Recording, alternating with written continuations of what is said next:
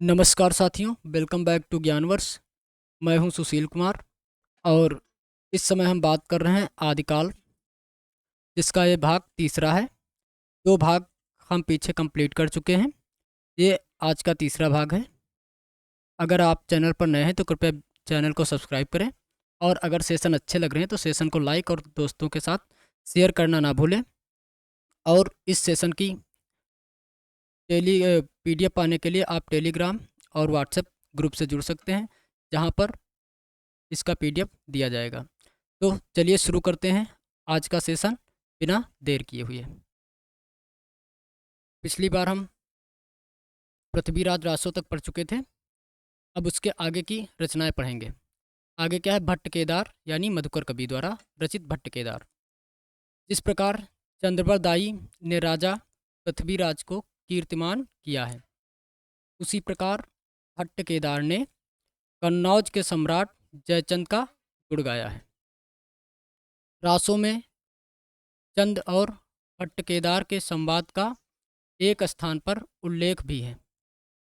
इनके जयचंद प्रकाश का उल्लेख सियाचंद दयालदास कृत राठौड़ारी ख्यात में मिलता है, जो बीकानेर के राज पुस्तक भंडार में सुरक्षित है। इस ख्यात में लिखा है कि दयालदास ने आदि से लेकर कन्नौज तक का वृत्तांत इन्हीं दोनों ग्रंथों के आधार पर लिखा है।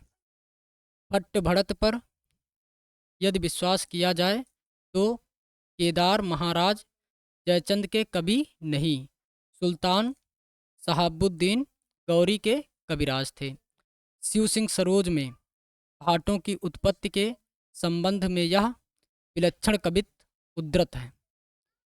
कौन सा कवित्व है? कि प्रथम विधाता ते प्रगट भय बंदीजन, पुनि प्रथ यज्ञ ते प्रकाश सरसात है। उम्माने सूत सौनक न वाचत पुराण रहे, जस को बखाने महासुख बरसात है। उच्चंद चौहान के केदार गौरी शाहजू के, गंग अकबर के बखाने गुण गात है। वो काव्य कैसे मास अजनास, धन भाटन को लूट धरे, ताको खुरा खोज मिट जात है। ये कवित्व पाया गया है। अब आगे क्या देखते हैं? अगले हैं जगनिक। अगले जगनिक हैं। साहित्यिक रूप में न रहने पर भी जनता के कंठ में जगनिक के संगीत की वीर दर्पो वीर दर्पपूर्ण प्रतिध्वनि अनेक बल खाती हुई अब तक चली आ रही है। इस दीर्घकाल यात्रा में उसका बहुत कुछ कलेवर बदल गया है, यानी कि उसकी जो विषय वस्तु है वो बहुत कुछ बदल गई है। और देश और काल के अनुसार भाषा में ही परिवर्तन नहीं हुआ है, वस्तु में भी अधिक परिवर्तन होता आया है। यानी कि उसकी जो भाषा ही नहीं बल्कि उसकी विषय वस्तु में भी बहुत अधिक परिवर्तन देखने को मिलता है। बहुत से नए अस्त्रों जैसे बंदूक, किरिच, देशों और जातियों जैसे फिरंगी के नाम सम्मिलित हो गए हैं और बराबर होते जाते हैं। यदि यह ग्रंथ साहित्यिक प्रबंध पद्धति पर लिखा गया होता तो कहीं ना कहीं राजकीय पुस्तकालयों में इसकी कोई प्रति रक्षित मिलती। यह गाने के लिए ही रचा गया था।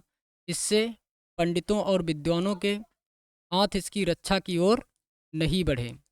जनता ही के बीच इसकी गूंज बनी रही, पर यह गूंज मात्र है, मूल शब्द नहीं। आल्हा का प्रचार यो तो सारे उत्तर भारत में है, पर बैसवाड़ इसका केंद्र माना जाता है। ये इम्पॉर्टेंट है, इसे नोट कर लीजिए। आल्हा का मुख्य केंद्र क्या माना जाता है? बैसवाड़। वहाँ इसके गाने वाले बहुत अधिक मिलते हैं। बुंदेलखंड में विशेषतः महोबा के आसपास भी इसका चलन बहुत है। इन गीतों के समुच्चय को सर्वसाधारण आल्हा खंड कहते हैं, जिससे अनुमान होता है कि आल्हा संबंधी ये वीर गीत जगनिक के रचे उस बड़े काव्य के एक खंड के अंतर्गत थे, जो चंदेलों की वीरता के वर्णन में लिखा गया होगा। आल्हा और ऊदल परमाल के सामंत थे और पनाफर शाखा के क्षत्रिय थे। आगे चलते हैं। प्रकरण 4, आगे क्या है? प्रकरण 4, इसमें क्या आएंगी? फुटकल रचनाएं आएंगी। फुटकल रचनाएं कौन कौन सी? इसके विद्याधर और विद्यापति और कौन आते हैं? विद्यापति। चलिए, आदिकाल में मोटे तौर पर 3 तरह की भाषा मिलती है। प्राकृत की रूढ़ियों से बहुत कुछ बद्ध भाषा अपभ्रंश, इसके 3 रूप मिलते हैं। प्रचलित काव्य भाषा सिद्ध सदुक्कड़ी नाथ और सारंगधर विद्यापति की बोली क्या है? अपभ्रंश। प्राकृत की रूढ़ियों से बहुत कुछ मुक्त भाषा देश भाषा, इसके 2 रूप हैं, पिंगल और डिंगल। प्राकृत की रूढ़ियों से लगभग मुक्त भाषा विद्यापति की पदावली, खुसरो की पहेलियाँ आदि इसके उदाहरण हैं। देश भाषा पर भाषा संबंधी पुरानी रूढ़ियों के प्रभाव को लक्षित करते हुए शुक्ल जी ने लिखा है, जैसे पुराना चावल ही बड़े आदमियों के खाने योग्य समझा जाता है, वैसे ही अपने समय से कुछ पुरानी पड़ी हुई परंपरा के गौरव से युक्त भाषा ही पुस्तक रचने वालों के व्यवहार योग्य समझी जाती है। ये वेरी इंपॉर्टेंट है, ये पूछा जाता है। ठीक है, ये शुक्ल जी का कथन पूछा जाता है कि ये निम्नलिखित कथन किसका है? विद्यापति ने, या ये पूछ लेगा कि किस प्रकरण में है, तो इसलिए इस कथन को याद रखना। किस प्रकरण में आता है? चौथे प्रकरण में आता है, प्रकरण 4 में आता है। विद्यापति ने अपनी पदावली और अमीर खुसरो ने अपनी विभिन्न रचनाओं में जनता की बहुत कुछ असली बोलचाल और उसके बीच कहे सुने जाने वाले पद्यों की भाषा के बहुत कुछ असली रूप का प्रयोग किया। खुसरो ने पश्चिम और विद्यापति ने पूरब की भाषा का प्रयोग किया। उसके पीछे फिर भक्तिकाल के कवियों ने प्रचलित देश भाषा और साहित्य के बीच पूरा सामंजस्य घटित कर दिया। आगे चलते हैं। अमीर खुसरो, अब क्या पढ़ेंगे? अमीर खुसरो के बारे में। ये फारसी के बहुत अच्छे ग्रंथकार और अपने समय के नामी कवि थे। ये इम्पॉर्टेंट है। ठीक है, ये क्या है? इम्पॉर्टेंट है, पूछ लिया जाता है कि फारसी के अच्छे जानकार थे, या मल्टीपल चॉइस में एक कथन दे दिया जाता है। ये बड़े ही विनोदी, मिलनसार और सहृदयी थे। इसी से जनता की सब बातों में पूरा योग देना चाहते थे। इनकी पहेलियाँ और मुकरियाँ प्रसिद्ध हैं। इनमें उक्त वैचित्र्य की प्रधानता थी। यद्यपि कुछ रसीले गीत और दोहे भी इन्होंने कहे हैं। खुसरो के नाम पर संग्रहित पहेलियों में कुछ प्रक्षिप्त और पीछे की जोड़ी पहेलियाँ भी मिल गई हैं। इसमें संदेह नहीं कि हुक्के वाली पहेली, हुक्का व तंबाकू खुसरो के बहुत बाद यानी जहांगीर के समय प्रचारित हुआ या प्रचलित हुआ था। यानी कि इनकी जो बहुत सारी जो पहेलियां हैं उसमें क्या है, वो बाद में जोड़ी गई हैं। ठीक है, आगे चलते हैं। इन्होंने गयासुद्दीन बलबन से लेकर अलाउद्दीन और कुतुबुद्दीन मुबारक शाह तक कई पठान बादशाहों का ज़माना देखा था। जिस ढंग के दोहे, तुकबंदियाँ और पहेलियाँ आदि साधारण जनता की बोलचाल में इन्हें प्रचलित मिली, उसी ढंग के पद्य, पहेलियाँ आदि कहने की उत्कंठा उन्हें भी हुई।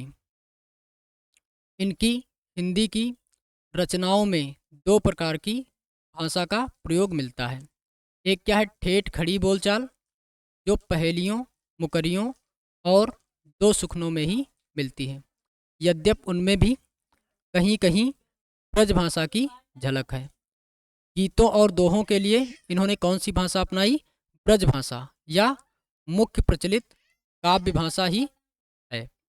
यही ब्रजभाषापन देख उर्दू साहित्य के इतिहास लेखक प्रोफेसर आज़ाद को यह भ्रम हुआ था कि ब्रज भाषा से खड़ी बोली अर्थात उसका अरबी फारसी ग्रस्त रूप उर्दू निकल पड़ी। आगे चलते हैं। खुसरो की भाषा दीर्घ मुख्य परंपरा के बीच किसी अंश तक शायद कुछ बदल गई होगी। उनका पुरानापन कुछ निकल गया होगा, पर यह निश्चित है कि उसका ढांचा कवियों और चारणों द्वारा व्यवहृत प्राकृत की रूढ़ियों से जकड़ी काव्य भाषा से भिन्न था। कबीर की अपेक्षा, ये भी इम्पोर्टेंट है, कबीर की अपेक्षा खुसरो का ध्यान बोलचाल की भाषा की ओर अधिक था। उसी प्रकार जैसे अंग्रेज़ों का ध्यान बोलचाल की भाषा की ओर अधिक रहता है, खुसरो का लक्ष्य जनता का मनोरंजन था, पर कबीर धर्मोपदेशक थे। अतः उनकी बानी पोथियों की भाषा का सहारा कुछ ना कुछ खुसरो की अपेक्षा अधिक लिए हुए है। अब आगे देखेंगे विद्यापति को। विद्यापति ने 3 भाषाओं में काव्य रचना की। कौन कौन? संस्कृत, अपभ्रंश, देश भाषा। इन्होंने कौन सी 3 भाषाएं अपनाई? एक तो संस्कृत, दूसरी अपभ्रंश और तीसरी देश भाषा।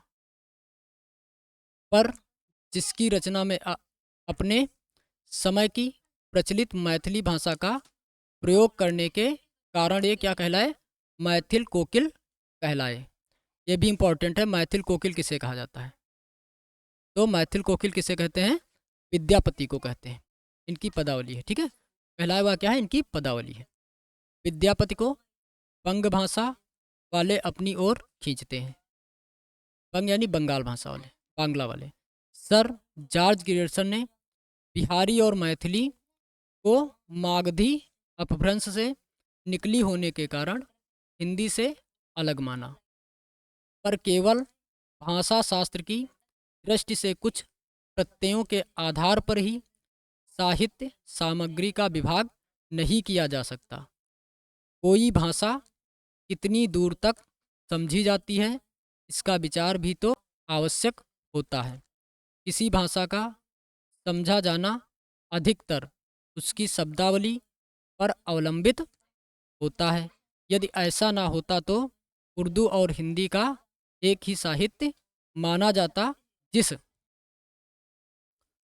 प्रकार हिंदी साहित्य बीसल देव रासों पर अपना अधिकार रखता है, उसी प्रकार विद्यापति की पदावली पर भी। ये कथन किसका है? आचार्य रामचंद्र शुक्ल का है। और कहाँ से लिया गया है? हिंदी साहित्य का इतिहास से लिया गया है। आध्यात्मिक रंग के चश्मे, ये भी इम्पोर्टेंट है, ये भी इम्पोर्टेंट है। आजकल बहुत सस्ते हो गए हैं, उन्हें चढ़ाकर जैसे कुछ लोगों ने गीत गोविंद के पदों को आध्यात्मिक संकेत बताया है, वैसे ही विद्यापति के इन पदों को भी सूर आदि कृष्ण भक्तों के श्रृंगार पदों की भी ऐसे लोग आध्यात्मिक व्याख्या चाहते हैं। पता नहीं बाल लीला के पदों का वे क्या करेंगे। इस संबंध में यह अच्छी तरह समझ रखना चाहिए कि लीलाओं का कीर्तन कृष्ण भक्ति का एक प्रधान अंग है। जिस रूप में लीलाएं वर्णित है, उसी रूप में उनका ग्रहण हुआ है। इन लीलाओं का दूसरा अर्थ निकालने की आवश्यकता नहीं है। अगला है, विद्यापति के पदों को प्रायः श्रृंगार का माना जाता है। राधा कृष्ण नायिका और नायक हैं। जयदेव के गीत काव्य के अनुकरण पर इनकी रचना की संभावना व्यक्त की और इनके माधुर्य और अद्भुत माना। विद्यापति को सयो माना जाता है, ठीक है। विद्यापति को क्या माना जाता है? सयो। ये क्या थे? सयो थे। विद्यापति को कृष्ण भक्तों की परंपरा में ना समझना चाहिए। अब इसमें शुक्ल जी ने क्या बताया? राजा हमीर तक वीर गाथा काल को माना है। शुक्ल जी ने वीर गाथा काल को कहाँ तक माना? राजा हमीर तक माना है। उसके पीछे भी वीर काव्य की रचना तो हुई, किंतु कवि की प्रवृत्ति बदल चुकी थी। इसे लक्ष्य करते हुए शुक्ल जी ने लिखा है कि हिंदी साहित्य के इतिहास की एक विशेषता यह रही है कि एक विशिष्ट काल में किसी रूप की जो काव्य सरिता वेग से प्रवाहित हुई, वह यद्यपि आगे चलकर मंद गति से बहने लगी, पर 900 वर्षों के हिंदी साहित्य के इतिहास में हम उसे कभी सर्वथा सूखी हुई नहीं पाते। यानी कहने का मतलब यह है कि जो भाषा किसी समय में बहुत अधिक प्रचलित हुई, वह कुछ समय बाद क्या हो गई, कम हो गई, लेकिन वो पूरी तरीके से कभी समाप्त नहीं हुई। यही कहना का मतलब है आचार्य शुक्ल का। आगे देखते हैं, कुछ क्वेश्चन दे रखे हैं कि कीर्तिलता की किस भाषा की रचना है। ऑप्शन है अवहट, अपभ्रंश, मैथिली, ब्रज। बताइए कीर्तिलता किस भाषा की रचना है, कमेंट करके बताइए। इसका सही आंसर हो जाएगा मैथिली। ठीक है, क्या हो जाएगा, मैथिली। आल्हा किस ऋतु में गाया जाता है। अगर आल्हा की बात की जाए तो आल्हा ग्रीष्म ऋतु में गाया जाता है, शरद ऋतु में गाया जाता है, वर्षा ऋतु में या बसंत ऋतु में। अगर इसके सही ऑप्शन की बात करें तो ऑप्शन सी हो जाएगा, वर्षा ऋतु में आल्हा गाया जाता है। आगे चलते हैं। आगे हिंदी का प्रथम महाकाव्य कौन सा है। पृथ्वीराज विजय, रामचरितमानस, पृथ्वीराज रासो या पद्मावत। तो इसका आंसर तो सभी को पता होगा। इसका सही आंसर क्या है, पृथ्वीराज रासो। आचार्य शुक्ल ने कहा है कि हिंदी का प्रथम महाकाव्य पृथ्वीराज रासो है और प्रथम महाकवि चंद्रबर दाई हैं। पिंगल भाषा का संबंध किस साहित्य से है। हरियाणवी साहित्य, राजस्थानी साहित्य, अवधी साहित्य या मैथिली साहित्य। इसका आंसर आप कमेंट बॉक्स में दीजिए। अगर इसके सही आंसर की बात की जाए तो आंसर इसका बी सही होगा, राजस्थानी साहित्य। आज के लिए इतना ही, फिर मिलते हैं अगले वीडियो में। अगर आपको सेशन पसंद आया, अच्छा लगा, तो कृपया सेशन को लाइक करें, दोस्तों के साथ शेयर करें और हाँ, फीडबैक ज़रूर दें। कमेंट बॉक्स में अपना सुझाव देना ना भूलें, जिससे हमें मोटिवेशन मिलता है। तो आज की क्लास यहीं पर समाप्त करते हैं, फिर मिलते हैं अगले सेशन में। तब तक के लिए जय हिंद,